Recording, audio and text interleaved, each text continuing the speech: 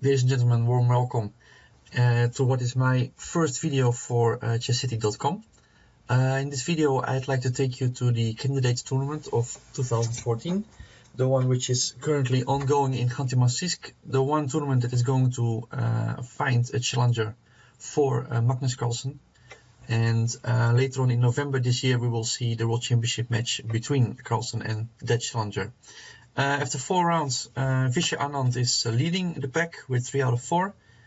Somewhat surprising to me, but he's playing very fresh, well prepared.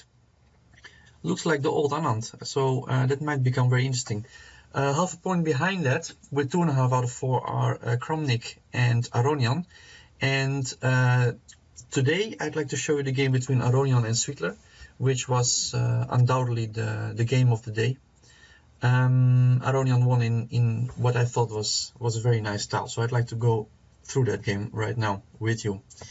Aronian played the move d4, knight f6, c4, g6, knight c3, d5. Well, if you know Peter Sweetler, then you know that the Grunfeld is his main opening already from his early years, and we could hardly expect anything else from him. Knight f3, bishop d7, c takes d5, knight takes d5, e4, knight takes c3, b takes c3, c5. Well, this is all, of course, rather mainstream theory. Rook b1, and this is a very interesting move. Looks a bit mysterious at first, but there's a rather clear idea that Black has in mind, White has in mind, excuse me.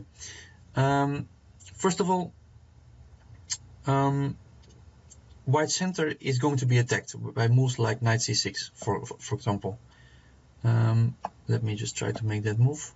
I'm not succeeding for some reason. Knight c6.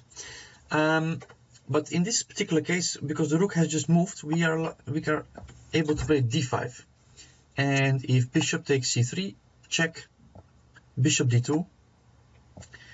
We see why it was so useful to remove that rook from a1, because now it's comfortably placed on b1, and after a bishop exchange, queen exchange, the knight on c6 will have to go back to b8, because knight d4 would simply give White an excellent position after knight takes d4. Just to show that. This is of course just terrible, because White has the center, White has everything basically. So and knight b8 is also not a move either. It would just well, the look of it is already enough, I would say. So that's one of the points. Knight c6 is not possible. Another point is that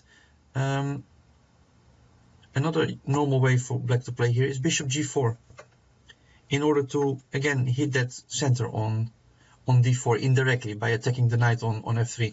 But the rook on b1 does an excellent job attacking that pawn on b7. So also the move bishop g4 has been prevented for the moment. So there are a few very reasonable points behind this move, mainly, as I said, aimed at keeping that center intact. Let's just see the game. Castle is the main line and has been for many years. Bishop e2. Knight c takes d4, excuse me, c takes d4, queen a5 check. And here there are 2 moves. Another move is queen d2. Has been played in, for instance, the Karpov-Kasparov matches. But after queen takes d2, bishop takes d2, by now people know that Black is completely fine here. There's been a recent game of Caruana. He played e6, followed by moves like p6, bishop b7, and Black is pretty harmoniously placed, and that pawn majority on the queen side may even turn out to be an asset at some point. The center does not have the same strength without queens on the board as it has with queens on the board. Bishop d2, queen takes a2, and this is a very interesting moment to take stock after short castle. Because this is a gigantic theoretical battleground. It has been played in well over 1,000 games, and at first sight You might think that this looks great for black. He has an extra pawn. The A pawn, especially, but also the B pawn, they are ready to roll down the board. The center, it looks nice, but for the moment, not really threatening so much. So what is white's compensation in this position? Well, first of all, if we were to try a move like, let's say A5, let me just, a move like A5, you immediately see that it severely weakens a whole bunch of squares. B5 might be available, B6 might be available, and also that queen on A2 is a little bit uncomfortable. So those are two major issues. And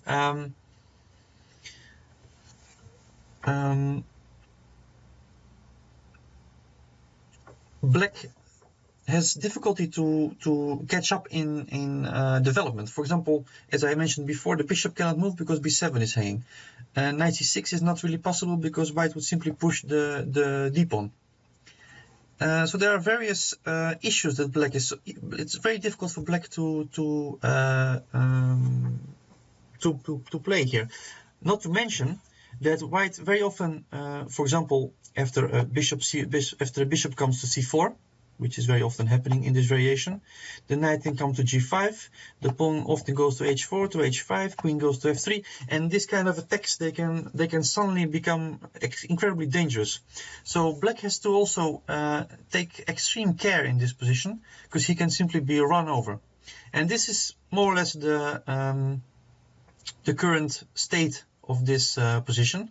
Of course, since there have been already over 1,000 games, we know that bishop g4 is the main move, and indeed giving away that b7 pawn. But black is saying that, well, I'll win back the d pawn after an exchange on f3.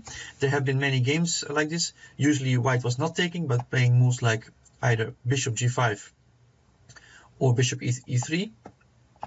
Simply saying that, well, that b pawn will not run away, and I'm just defending my d pawn for the moment. But all of this for our game, it's not very relevant. Although I would have liked to have seen what Aronian was planning to play on this bishop g4, the main continuation. But for the moment, it's not relevant for our game because Sweetler played b6. Sweetler played b6, which is also a big move in this position, but definitely not the main line. And after queen c1, it immediately becomes clear what the point of queen c1 is. Of course, white is after that queen that is clearly misplaced on a2. So he wants to bring that bishop to c4. And in general, this is a beautiful square for the bishop. Black naturally develops his bishop. Another way which has been played is queen e6. Has been seen in a recent game. Bringing the queen back makes sense as well. If you're interested in this line, you could check the recent game between H.M. Bakro and Vasily Ivanchuk, but I'm not going to spend a lot of time on it. It's a lot of theory, and I would like to focus on bishop b7, bishop c4, queen a4, bishop b5, queen a2. It's interesting to point out that black is allowing a draw, because white could harass this bishop, this queen, excuse me, for the rest of the game with bishop c4, queen a4, and bishop b5, etc.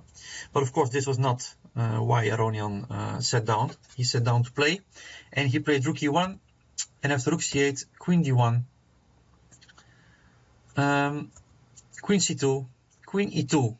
It's a little bit of a dance that took place, but still the composition is very similar to what I said before. Black is still a bit cramped. White still has many possible ways to create some kind of initiative, and still that queen on c2 is misplaced, and it's still going to cost black a lot of time to get it back into the game. Knight c6, bishop d3, and it's funny that only here Aronian, excuse me, deviates from a game that he played against Grishuk in the Mind Games in Beijing. It was a rapid game, I believe. And in that game he played e5, but after knight d8, bishop d7, rook b8, h4, bishop d5, we already see that black has a nice blockading square here for the bishop. That knight will probably head to e6, and yeah, clearly if we went on, yeah, black was probably already clearly better here. So it was obvious that Aronian was not going to repeat this. It was a rapid game, so it was in general not that serious. But he did have a look at it apparently, because he played bishop d3, queen a2. Again, the queen has to move, of course. Bishop c4. And this is an interesting moment, because rook a1, queen b2, rook b1 seems to be trapping the queen. Can you see how black survives this? Yeah, giving you a few seconds to see that. Black has a few threats of his own, and black is just in time to play knight takes d4 here. The point being that, well, obviously, after knight takes d4, we simply take back with the queen, and our queen is safe, and we are even 2 pawns up. And after rook takes b2, we can play knight takes e2, bishop takes e2, and all will be fine for white, excuse me, if not for bishop takes b2, and it's just game over. So obviously not what Aronian was thinking. Bishop c4. He played queen a4, bishop b3, and only here do we see the first new move of Svikler. He played queen a3, which is very interesting. There is there are a few games played where black played queen a6, but here after queen e3, knight a5, bishop takes f7, king f7, knight g5 check, king g8, queen h3. This is looking awfully dangerous. In the blog post that I've posted on the website, you could go a bit through the lines. I analyzed it quite extensively. After h6, it's not that clear if white is really winning, but it looks extremely dangerous, and I surely recommend you to go through those lines, because they are quite instructive. For our game, however, it is not incredibly relevant, because Svikler played queen a3, not going to a6, and he didn't think at all until this moment, so we can be pretty sure, and he also expressed this in the press conference after the game, that Svikler, he prepared bishop takes f7, king takes f7, and this is where the game really gets heated. Queen c4, e6. It's very important to play this little pawn move first, because after king e8, queen g8 check, bishop f8, d5, it's just completely over, basically. The knight has to move. Let's say we move it to a5, and then bishop h6. It's just yeah, it's just over. We could make a few more moves. King d7, at least defending the bishop for the moment, but after knight e5 check, I would be very surprised if this is going to take long. Yeah, for example, let's give a mate. It's always good to give a mate. King c7, rook c1 check. Well, everything looks fine. King b8 and mate with the knight. Could be worse. Could be worse. So this is clear. That's why Svikler played e6 first. Of course, this runs into knight g5 check, but he has also anticipated this. King e8, knight takes e6. I should point out queen takes e6, but then black has the appropriate defense, queen e7. The queen goes back finally. Queen g8, bishop f8. And here the d pawn is hanging. Material is still in black's favor, and I don't see a clear way for white to proceed here. I give, for example, the sample line bishop e3, knight takes d4, bishop takes d4, queen takes g5. So with a small trick, black has won the d pawn. But after bishop g7, queen e7, bishop takes f8, queen takes f8, queen takes h7. White is probably doing okay, but black is doing fine as well. I actually think that the most logical way to end this would be with a perpetual check. Something like this. I think that somehow dynamically equal this position. Of course, Aronian chose knight takes e6, hitting immediately the bishop on g7, and after queen e7, he played a move that slightly surprised me. I thought that the most principled way was to play d5. And as I wrote in my blog post, it's of course, not easy for me to figure out the extent of Svidler's candidate's preparation. In a matter of hours, it's not so easy to figure out what these guys have spent weeks preparing for. But I'm assuming that after d5, Svidler was intending to go knight d4, because knight e5, queen b3. Again, black is a piece up, but the king on e8, it's really awful. And white has an ongoing initiative which is so difficult to extinguish. I could imagine the bishop coming to b4, the pawn coming to f4, the rooks being centralized, and white is not even in a rush really. It's just very slow, controlled attack, controlled demolition, I would say. So knight e4 is surely the way I think he would like to go. But after knight takes g7, king takes g7, queen d3, I would say that this is kind of unpleasant for black. Of course, again, I'm assuming Svidler prepared thoroughly in this line, so I'm a bit hesitating to give too harsh statement about this position. But again, the king is in the center on e8, which is not its most natural habitat. The rooks will be coming to the center. The black squares, it's opposite color bishops, and that black squared bishop is going to be incredibly strong if it lands on c3 one day. Those pawns could come forward. I don't like the position for black, but once again, I see, for example, the computer is stating that the position is 0.00, which means, well, nothing basically, but according to the computer it is playable for black as well as playable for white, but I would definitely choose the white side here. I'm sure that this will be tested in the future. In any case, Aronian chose knight takes g7 in the game, queen takes g7, and bishop c3. So basically, I think it's more or less the same idea as what we just saw. White would like to push his d-pawn in the future, and well, show just how strong that bishop can be connected with the rooks and that horrible king on e8. I cannot stress that enough. King on e8 is a horrible piece. It does allow, though, a kind of direct way which Svidler thought for 40 minutes in this position, which is already kind of a big thing. And he took on he played knight d8, though everybody was expecting knight takes d4 to happen. The idea being that after queen takes d4, queen takes d4, bishop takes d4, rook c4.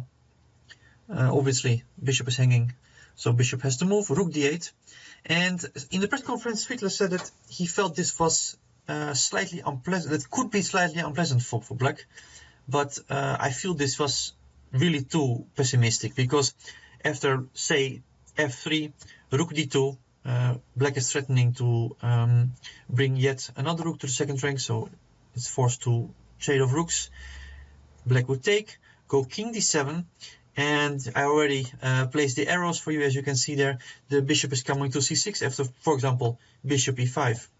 Black goes bishop c6, and now he's really ready to push those pawns forward. And it's not at all clear to me what white is going to do. It's one of those positions where I also definitely prefer black. I feel white is in big danger here. So I think this is. It was mentioned that Svidler missed a forced draw, but I would even say that he missed an opportunity to be pressing without any sort of risk, because clearly those A and B pawns are far more dangerous than those E and F pawns that white has. They are a long way from creating any real threats, but that A and B pawn, they will very soon be marching. Not to mention the rook is very strong on d2. It's a really strong piece, and the king is very well placed on d7 too, supporting the bishop. I think it's yeah, I think this is a misassessment, and it was a big chance for Svidler. In the game, he chose knight d8, which, objectively speaking, may not spoil much. Of course, white has to retreat his queen, but his next move probably does bring him in a bit of trouble. He plays rook c7, saying, well, I'm just going to hold on to my piece. I'm going to double on the c file, and what have you got? Well, Aronian is going to show that in this game, and that's why I would definitely have preferred to give the exchange on c3. After queen takes c3, knight e6, attacking that center on d4, almost in Grunfeld style, where the queen has now taken over the role of the once mighty black square bishop on g7. White has to defend his center, and after rook d8, it's falling basically. Of course, e5 is not a move here because of bishop e5 because of bishop d5, and here black, I would say, is just winning because this once mighty, impressive center is now been securely blocked by the bishop and the knight, and black can think about slowly pushing his A and B pawns forward, and this should be horrible. But of course, e5 is not a move we would like to make. White still has a strong move in queen a3, with the idea being that after rook takes d4, queen takes a7, rook takes d1, rook takes d1, queen c7. We have to attack that b pawn. f3. Although the material is equal, as we all know, knight and bishop are 3 points, and rook is 5, and so white is an extra pawn. So the material is equal, but black's position is a bit loose. The bishop on b7 is pointing at the pawn on e4, which is not really his ideal spot, and not to mention that the b pawn is weak. So rook b1 is coming. b6 might become a real target, and this is still a bit unpleasant for black, but I do feel it was a better choice than the game. In the game after rook c7, Aronian played bishop a1. It should be mentioned that also bishop b2 is an interesting move, because sometimes this square a3 might be a very interesting square for the bishop in some lines. You never know. While on a1, yeah, it only has the long diagonal basically to work on. On the other hand, bishop a1 makes a lot of sense because the queen one day would like to also enter the party on the long diagonal. Go to b2, and when that d pawn moves, he might want to enter on the long diagonal. So there is something to say for both. Aronian chose bishop a1, which is of course very sensible. Rook a8, Sweetler continues his idea. d5, queen d7, queen b2, there is the queen. And really it's very interesting to see that, as you can see, white is not in any rush. He is just slowly improving his position. He's a piece down, but he knows that he's not in any rush. He's just slowly bringing his pieces into play. Queen e7.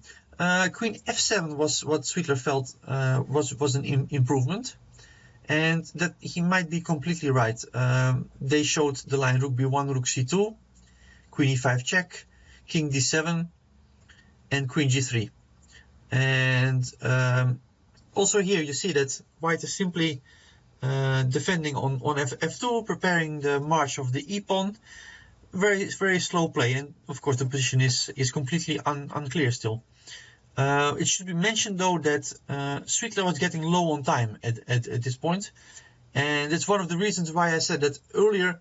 It may have been more practical for him to either give the exchange on c3 or go for this endgame that we discussed earlier.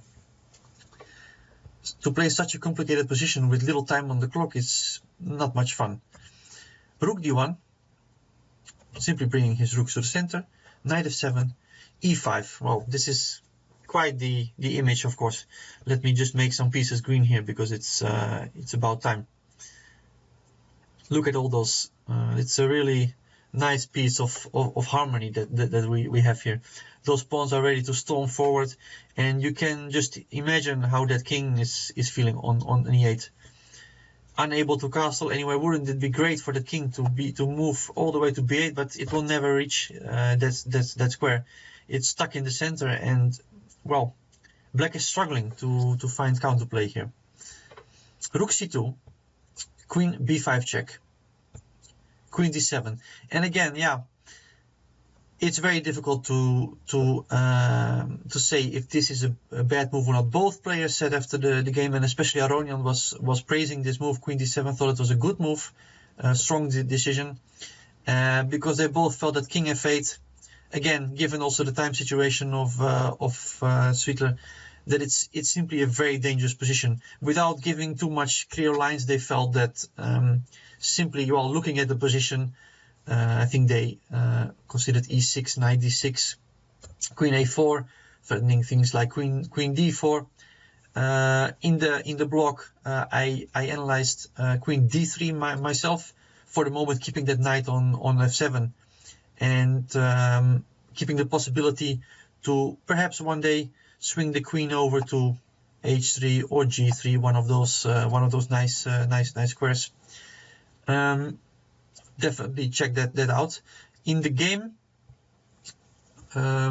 it goes into an endgame basically. Queen takes e7, king takes e7, e6, king d6, and this is another one of those very interesting moments. Of course, as Aronian joked during the press conference, he was so happy to restore the material balance that he didn't really think about any other move than e takes f7.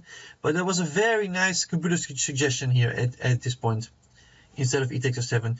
First, I should show you that after e takes f7, rook f8, white is winning back that pawn on f7, and the win becomes very problematic, I would say. Of course, white's position was better throughout the game. We will see that later on. But at this point, black is definitely still in the game. The move that was incredibly strong here at this point was bishop f6. What could possibly be the point of this move? Let me just give you a moment to at least look at the position. The first point is that, let's say, if black goes rook f8 here, intending to meet e takes f7 with rook takes f7, of course, which would be nothing for white, then white has a very nice move, bishop g7, attacking that rook once more, and if the rook moves, then e takes f7 will simply decide. That's clear, I think. Another move which was suggested by the players when they were confronted with this move at the press conference, Sweetler and Aronian suggested to remove rook 2 c7, which looks very logical too. The same idea. After e takes f7, we want rook takes f7. But now another very strong point of bishop f6 comes in place, bishop h4. And suddenly, again, even without queens, that king is feeling incredibly unsafe. The bishop is coming to g3, and well, I don't even see a move for black in this particular position. I think it's just over. The best try is knight g5. Yes, I know what you're thinking. This is not a move you easily come up with during a game. Bishop takes g5 is now not so clear, because if the bishop takes d5, e7, rook e8, black is well, sort of holding. Another move which also doesn't work after is e7 after knight g5, because of knight h3 check, gh, and rook e8. And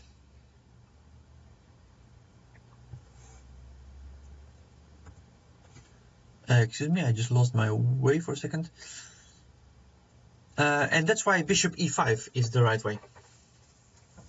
Now, if king e7, we simply push our d-pawn, d6 and d7, followed by a discovered check on that very poor, I keep saying it, very poor king. The next move will be something like bishop c7, or maybe even d8 queen instantly, depending where that rook is going. So king c5 is the move. Now e7, it's time. Bishop takes d5, bishop d4 check, king d6, e8 queen, rook takes, knight e6, bishop e3. And well, I'm assuming this is a technically winning position. I especially because there are this opposite color bishops on the board, I think this is strongly in favor of the attacking player, in this case white with the 2 rooks. And I think he should be able to slowly bring those kingside pawns forward while hindering or maybe even winning this queenside pawns of black. I think this is a technically winning position, and basically a big mischance by Aronian, though not easy, of course. With the computer, it's computers make it a lot easier, generally speaking. Rook f8, rook e6 check, king d7, rook f6, rook e2, and this is what Swietler was counting on. He was planning to go rook e7, winning back the pawn on f7, and well, basically it doesn't look so much for white, but he has a very strong move, hugely important move, f4, very strong. As Swietler pointed out in the press conference, for example, bishop d4, rook e7, rook a1, rook takes f7, rook takes f7, rook takes f7, rook takes a7, king d6, bishop takes b6, bishop takes d5. Here white is a pawn up, but as we all know, especially with opposite color bishops, it is simply not enough to win the game, to be just a pawn up on one ring. So this was not what Aronian was thinking. He was going to play f4, rook e7, and now bishop e5. So he's cementing that bishop on e5. A very strong piece, I must say. And another disappointment, I would say, for Swietler was that he was planning to play here rook f takes f7, but upon arriving in this position, he realized just in time that d6 ends the game immediately. Obviously, the rook cannot move from e7, and after rook takes f6, white has an intermediate check, because again, I keep saying it, the king was misplaced in the center. So he had to obviously take with the e-rook on f7. Aronian then gave a check on d6, king e8, also not the best move. King e7 is clearly stronger because after a subsequent rook e1, black with the king on having the king on e8, white is able to remove his bishop and give a discover check. But with the king on e7, let's make a few moves.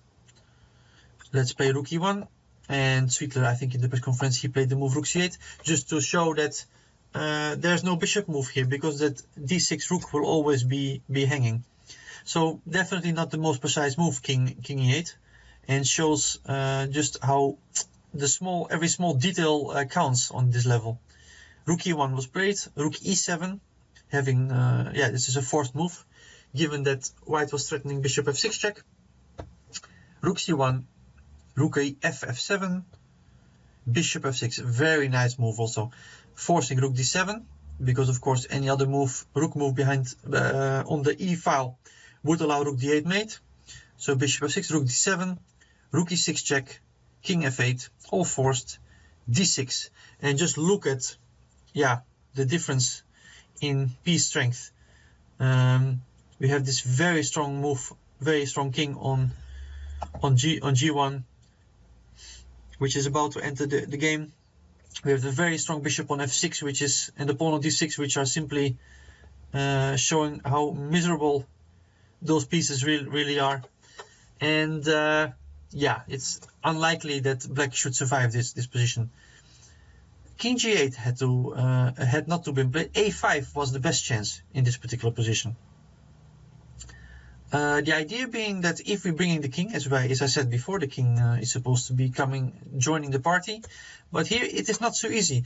And the main reason is that after the very natural king c5, planning to go either something like rook a1 next, black has this cheeky rook c7, and after taking, actually the c1 rook is lost, and black is definitely not worse. So still never too late to go wrong.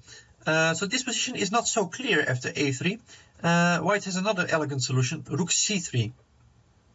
But this was definitely not easy to find over the board, because the idea is that after a4, f5, definitely not an easy move, g takes f5, rook g3. This is the whole point. By opening the g file, white is preparing an attack against, once again, the king. Bishop e7 check is coming. And that's very difficult to meet. Actually, it's only possible to meet this with an exchange sacrifice, because obviously king e8, rook g8 is mate on the next move. Rook takes e7 is therefore the only move. D takes e7, rook takes e7, rook takes b6. And, well, once again, is this winning or not? I'd say it is, but I say it's still a lot of work. It's a lot of work still. So definitely a5, for better or worse, it had to be played. It was definitely the best chance. Sweetler played king g8. h4 was played. Still, I think a5 was the best chance. Although now, well, we will have a look at that. Sweetler pointed out very importantly that bishop d5 is not working because of rook e8 check. Rook f8 and rook e7. Now this is very important. For example, taking the pawn would now result, am I right? I wanted to give a little check, king h8, and go here with the rook, with the rook. But I see now that that's not correct, because of rook takes f6. So let me see that once again. Okay, there's a simpler solution. Bishop e5 simply. And after the rook moves from d6, let's say, to e6, we give a little check. And, well, this should be completely losing. Completely losing. It's simply a mating attack. So that's not possible. And if you are not allowed to take on d6, then it's really getting very difficult. Rook fd8, and this was a little funny moment in the press conference because Aronian suggested that this is not possible because of rook e5, but actually after rook f8, bishop e7, because it seems to, sorry, I just have to point it out, of course, the rook is hanging and the bishop is hanging, so it seems to be winning material, but rook f8, bishop e7, rook f5 is actually saving the piece. And might even save the game for black. So that's definitely not good. But instead of that, white has simply rook c7. And after rook takes c7, d takes c7, rook c8, little check on g7, rook takes h7. White will be easily winning because the bishop will go to e5, protecting that strong pawn, and then he simply makes an extra passed pawn here, and those a and b pawns, it's too long. It's going to take way too long to get even close to promotion, and white will be long winning before that. Rook f8 was what Sweetler played. Bishop g5, king f7, rook e1. Definitely not the hasty rook e7, because after rook takes e7, bishop takes e7, rook c8, rook d1, king e8, d7, king e7. Here we have won an exchange, but I'd say it's a very, very difficult task for white, because those a and b pawns are, well, with one pair, well, only one rook on the board. It's not so easy to stop those pawns, especially if they are being supported by king and bishop, and it will take quite a lot of time for white to create real threats on the king side. Excuse me. So this is not an endgame that white should be aiming for. Although white is clearly better, of course, I doubt that it's a win. He played rook e1. He just kept the pressure on the board. Bishop c6, h5. Well, it's easy to say that some of the players made a mistake when you have a computer running next to you, because after rook e7, king g8, rook c1 was a very nice way and a very elegant way to wrap up the game, because after rook takes d6, you have rook c7 attacking the bishop on c6, and the moment it moves somewhere, bishop e7 wins an exchange and the game as well. So this was a nice way to wrap things up. Easy to miss, of course, and I don't think that the move that Aronian played spoiled much. a5, rook e7 check. This is a bit imprecise. It's better to play hg, rook e7 check, king j8, rook e1 e6, which would be the game continuation, but with a different move order, because after rook e7 check, king g8, hg, Black in fact took back and we got to the game, but rook takes d6 was definitely a move that had to be played, because here bishop h6 looks very strong at first, but now rook takes g6 is a surprise defense, and this is definitely not so easy, this position, if not to say that it's already not winning anymore. So h takes g6 was definitely not the best chance.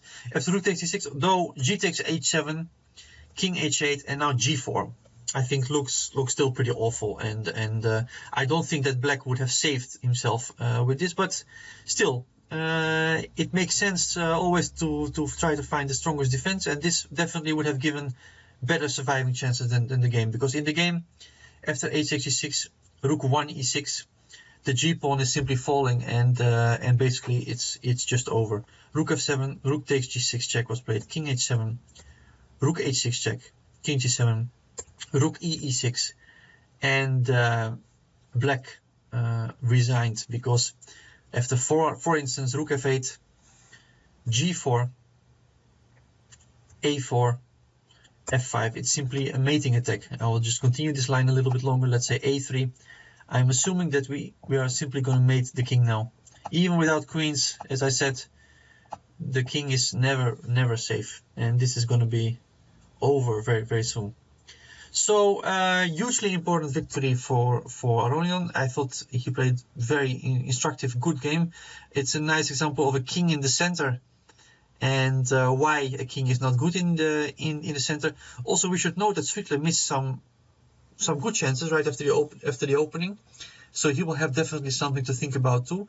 For Aronian, it's well, it's his ticket back into the tournament after this rough start, losing the first round against Anand.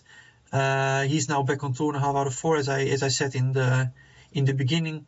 The next game in round 5, he's playing Vladimir Kramnik, and I'm very interested how that's going to end up.